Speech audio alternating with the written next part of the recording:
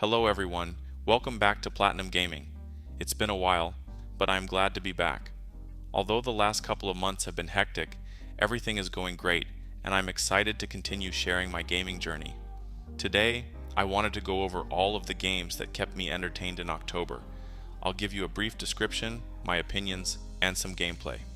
Let's get started. My main game this month was Days Gone. This one's been on my backlog for years, and I actually started it back in October 2024, but ended up dropping it in favor of The Last of Us remake. My first 10 or so hours weren't exactly the best, but I decided to give it another go this year, and I'm glad I finally crossed it off the backlog. Here, you play as Deacon St. John, a drifter and biker surviving in a world overrun by zombies called Freakers. It's essentially an open-world game set in a zombie apocalypse. You use your bike to travel, scavenge, and complete favors for different camps in exchange for better weapons and upgrades. One of the things I enjoyed most about this game is the setting. I've always appreciated when games have distinct biomes and environments that feel alive, whether they're inhabited or not. I especially loved riding through the fog and rain. It really made me feel immersed in this portrayal of post-apocalyptic Oregon. While there were plenty of moments where I had a great time, I feel like pacing is what ultimately hurts this game for me. It took around 20 hours before I felt like I was making meaningful progress with my bike, weapons, and overall freedom in the world. It took even longer to reach the northern region, which in my opinion is where the game truly shines.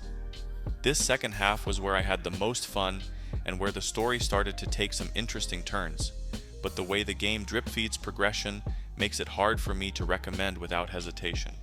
That said, I can see why Days Gone has developed a bit of a following.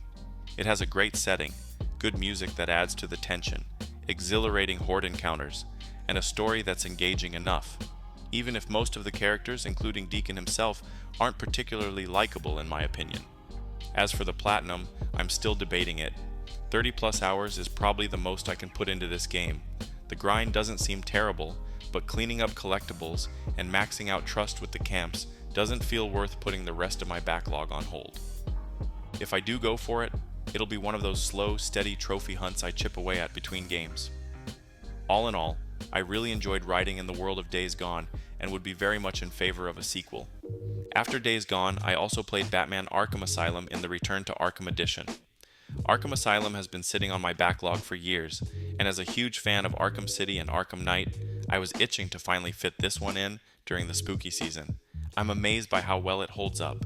Sure, it looks and feels a little janky at first, but from a gameplay and atmosphere standpoint, it's impressive what Rocksteady achieved all those years ago.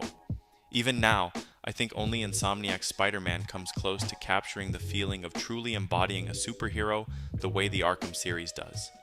Playing it now, I was surprised by how immersive it still feels. The Gotham skyline in the distance, the creepy corridors of the asylum, and the satisfying combat all pulled me into this incredible Batman experience. The voice acting is top tier, and the visuals still hold up surprisingly well. I'm not sure yet if I'll go for the platinum, but I can definitely see myself exploring every corner of the asylum, hunting down Riddler trophies, and trying to experience everything the game has to offer. Revisiting Arkham Asylum this month reminded me how much I've loved this series for over a decade. It's part of why I value developers who pour so much care and attention to detail into their games as they make games that become unforgettable experiences. While it's hard to recommend to someone who's never played it before because of its age, for me, this series remains a must-play. Another game I briefly played at the beginning of the month was Warhammer Boltgun. This is a game I have been chipping away at for some time now. It has been serving as a smaller in-between game that I could jump into for a mission or two. What I love is that it feels like a Doom game with chunkier weapons, footsteps that sound heavy but feel light and satisfying, and a slower, more deliberate pace that feels more tank-like. What first caught my eye was its retro aesthetic mixed with modern gameplay. I really appreciate what the developers did with the visual design, sound effects, and movement. I can tell a lot of care and love for classic shooters went into it. Despite this, it's not a game I can play for long stretches though.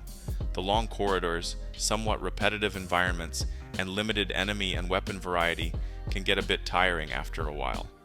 Still, it's quick fun for a mission or two whenever I want to break away from my main games. I'm about halfway done and look forward to continuing it as I wrap up the other slower paced games in my backlog. To wrap up the month, Helldivers 2 has absolutely taken over my life, and I couldn't be happier.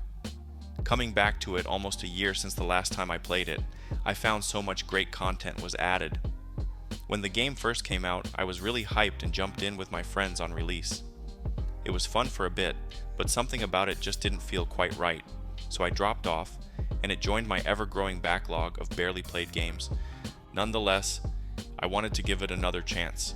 I like supporting developers doing games right, and all the new content they had added looked really fun. I'm so glad I did, because I haven't been this addicted to a game in a long time and it feels amazing. In Helldivers 2, you and your friends drop into alien-infested worlds, complete objectives, and extract while hordes of enemies are hot on your heels. What makes this game also stand out is that once everyone knows what they are doing, objective coordination and teamwork is some of the most satisfying I have ever experienced. The coolest thing for me is that you can also play on lower difficulties by yourself to keep progressing when the boys can't get on, and then wait to push the difficulty together as a squad. For the type of player I am, it's the best of both worlds. One of the things I've enjoyed most is unlocking new gear. Although the mission types and settings can get a bit repetitive, the developers have added so much content that both new players and long-time returning players will find a much bigger game than the one that launched.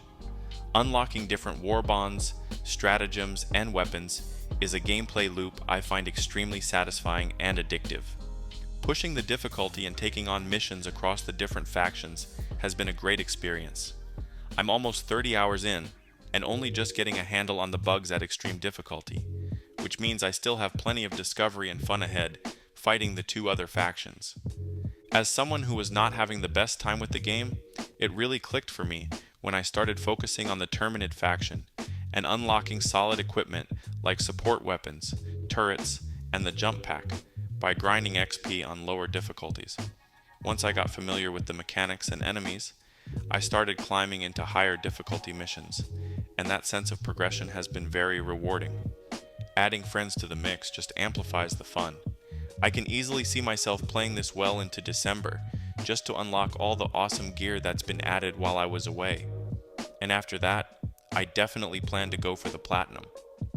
The trophy progression so far has felt really natural, which gives me even more motivation to keep playing as I push into the higher difficulties and face the automatons and illuminate.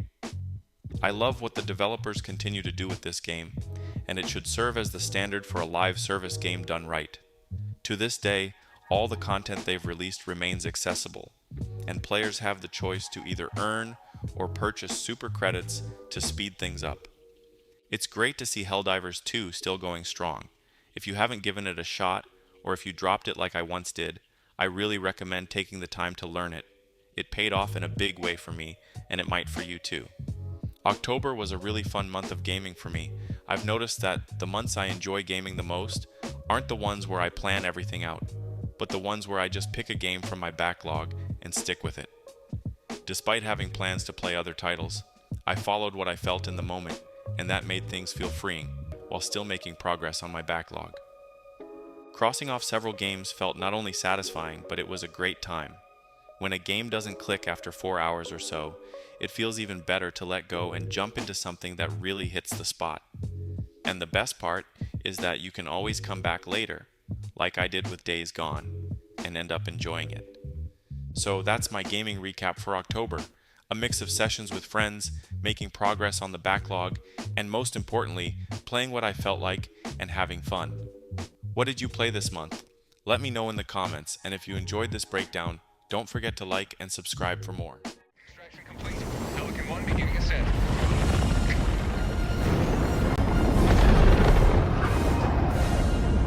You will forever be remembered